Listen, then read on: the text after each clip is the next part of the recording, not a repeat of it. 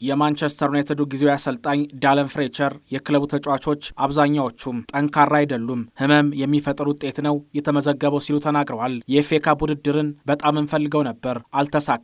አሁን ያሉት የዩናይትድ ተጫዋቾች ደካማ መሆናቸውን ተረድቻለሁ። በራስ መተማመን ይጎድላቸዋል። ደጋፊዎቹ ከጨዋታው በኋላም ቅሬታቸውን አሰምተዋል። ትክክል ናቸው፣ መብታቸውም ነው። የመጨረሻ ጨዋታዬ ይሁን አይሁን አላወቅኩም።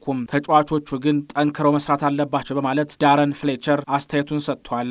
የአርሰናሉ አሰልጣኝ ሚኬል አርቴታም ለቼልሲው ጨዋታ እየተዘጋጀን ነው ሲል ሐሳቡን አጋርቷል። በዚህ ውድድር ዓመት ለተለያዩ ዋንጫዎች እንወዳደራለን። ፖርትስማውዝን ጨዋታ ረስተን ለቼልሲው ጨዋታ ትኩረት ማድረግ አለብን። ዓላማችን ግልጽ ነው። ምን ማሳካት እንዳለብንም እናውቃለን። ቼልሲ ምርጥ ቡድን ነው። አዲስ አሰልጣኝ ሾመዋል። ስለዚህ ጨዋታው ከባድ ይሆናል። ካይ ሃቨርትዝ ናፍቆን ነበር። በመመለሱ ሁላችንም ተደስተናል። ብዙ የአጥቂ አማራጮች አሉን። በዚህም ኩራት ይሰማኛል በማለት አርቴታ ተናግረዋል።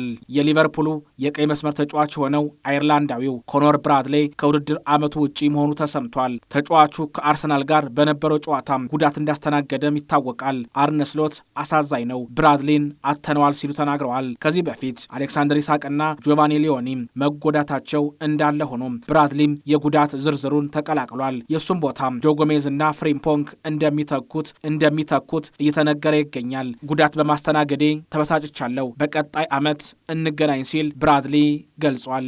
የባርሴሎና ፕሬዚዳንት ሁዋን ላፖርታ ሪያል ማድሪድን ሁሌ ማሸነፍ ደስታን የሚፈጥር ነገር ነው ሲሉ ተናግረዋል። የባርሴሎና ፕሬዚዳንት በመሆኔ ኩራት ይሰማኛል። እንደምታውቁት በካታላን የራሴ የፖለቲካ ፓርቲ ነበረኝ፣ ግን ደስታን የሚሰጠኝ ታላቁን ክለብ ባርሴሎናን በኃላፊነት መምራት ነው። ሪያል ማድሪድን ማሸነፍ ደስታን የሚፈጥር እድሜንም የሚያስረዝም መሆኑን ሁላችሁም ታውቃላችሁ። ሃንስ ዲተር ፍሊክ በባርሴሎና ስራቸው ይቀጥላሉ። ሃንስን አሰልጣኝ አድርገን የቀጠርንበትን ቀን ሳስታውሰው ኩራት ይሰማኛል። ቪስካ ባርሳም ቪስካ ካታሎኒያ ሲሉ ሐሳባቸውን ላፖርታም ሰጥተዋል።